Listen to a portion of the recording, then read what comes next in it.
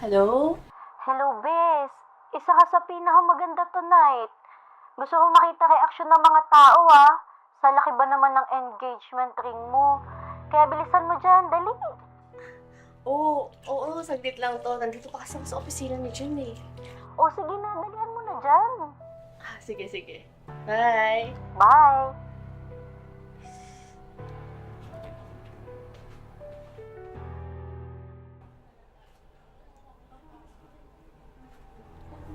Uy, sing-sing to.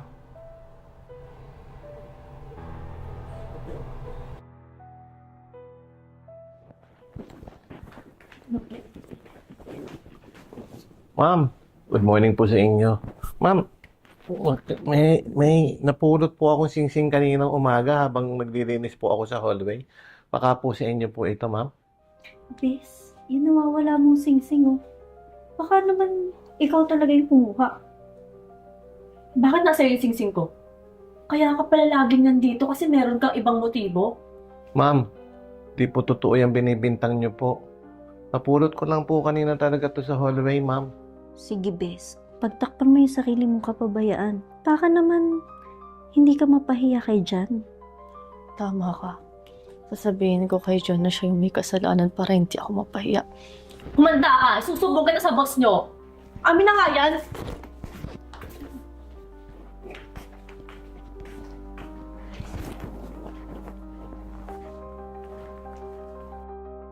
Mahal, alam mo ba yung janitor nyo dito yung kumuha ng sing-sing ko? Buti na lang, nahuli namin siya bago niya yun maibenta. Ano? Sigurado ka bang siya? Oo, Jan. Nakita pa nga namin yung sing-sing ni Iya dun sa janitor. Nagpapanggap pa nga siyang ibabalik niya daw. Ano? Si Mang Ivan ba to? Eh, kilala ko yung janitor na to eh. Naaalala ko minsan meron akong ipinaksuyo sa kanyang isang personal na bagay. Matinong tao to. Hindi siya magdanakaw. Hindi siya kagaya ng ibinibintang ninyo sa kanya. Mahal, kami na nga mismo yung nakakita eh. Hindi ko pa kayo paniniwalaan. Kaya, Sige, ipapatawag ko siya. Good morning po, Sir John. Oh, Mang Ivan, halika rito saglit. Good morning. Nabalitaan ko may nangyari kanina. Gusto ko marinig ang panig mo. Ganito po yun, sir. Kasi kanina po, nung naglilinis po ako sa CR, nakapulot po ako ng singsing. Tapos, nagtanong po ako sa kanilang dalawa. Bay, nagalit po sila sa akin. Hindi ko po alam kung bakit. Sir, hindi ko po pwedeng kunin yung bagay na hindi po sa akin. May nag-aaral po akong anak, sir.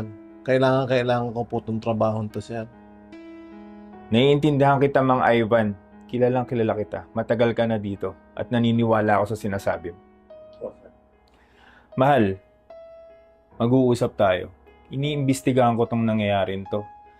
At tila taliwas ang sinasabi nyo kumpara sa sinasabi niya. Mga Ivan, ano bang dati mong trabaho nga ulit? Sir, dati po akong alahero, sir. see? That's why. Alam niya yung presyo ng sing-sing mo, Bes. Na million yun. Milyon? Ang alam ko po, 500,000 lang po ang halaga ng singsing, ma'am. Kahit 500,000 lang yun, malaking halaga na yan sa'yo. Teka, 500,000? Akala ko ba million yung halaga ng singsing na binigay mo sa akin? Pinagyayabang ko pa naman sa mga kaibigan ko. Mahal, wala akong sinabing milyon ang halaga ng singsing na yon. Ang wedding ring ang binabala kong bilhin na milyong halaga. Ba't parang may problema ka ata sa presyo ng singsing? Parang materialistic ang tao. Ay, mahal, hindi naman sa ganun. Bumalik na tayo sa dating issue. Ikaw, aminin mo na kasi kinuha mo talaga, di ba? Ma'am, hindi po totoo yung binibintang niyo po sa akin. Mas mahalaga po ang karangalan sa akin kaysa kahit anong material na bagay sa mundo, ma'am. Napakasinungaling. Tama na!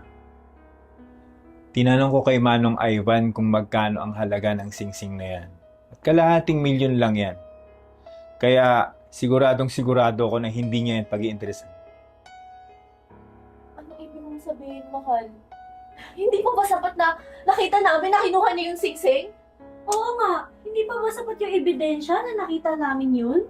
Mahal, minsan nang nagbalik sa akin si Manong Ivan ng pera na nagkakahalagang 2M. Yun yung sinasabi ko sa yung personal na bagay na ipinakisuyo ko sa kanya. Kung yung 2M, yung 2 milyon, nagawa niyang ibalik. Pag-iinteresan niya sa tingin mo yung singsing na nagkakahalaga ng kalahating milyon? Tsaka teka, kung talagang totoo ang sinasabi mo na ninakaw ni Mang Ivan yung singsing mo, ba't hindi mo nasabi sa akin na naiiwan mo talaga yan sa CR nung nagmamadali ka? Ewan ko. Nagmamadali lang talaga ako nun eh. Pero At nangyari yan na nawala ang singsing mo dahil sa kapabayaan mo rin. Pinalabas mo pa na magnanakaw si Mang Ivan para lang mapagtakpan niyang pagkakamali mo? Mahal, sa pagkakaalam ko, ang pagiging responsable at paggalang sa dignidad ng iba ay mahalaga para sa isang relasyon. Nagawa mo bang manira ang isang tao para lang mapagtakpan ng pagkakamali mo? Mang Ivan. Yes po, sir. Sir, humihingi ako ng kapatawaran sa nangyaring to. Alam ko mabuti kang tao. Dahil sa'yo, natutunan ko ang pagiging matapat sa trabaho. Maraming salamat po, Sir John. Sana po magtulong-tulong po tayong lahat at magkaisa po tayo rito sa opisina para manatili po ang respeto natin sa isa't isa, sir.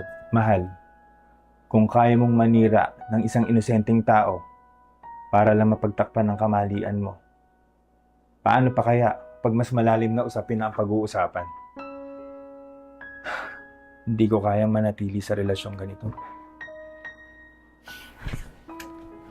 mahal. Ivan. Ano? Dating gabi. ABC House tayo. Hope the best, Sagot sir. ko. Ayos, thank you, sir. Tara po, sir. Tara.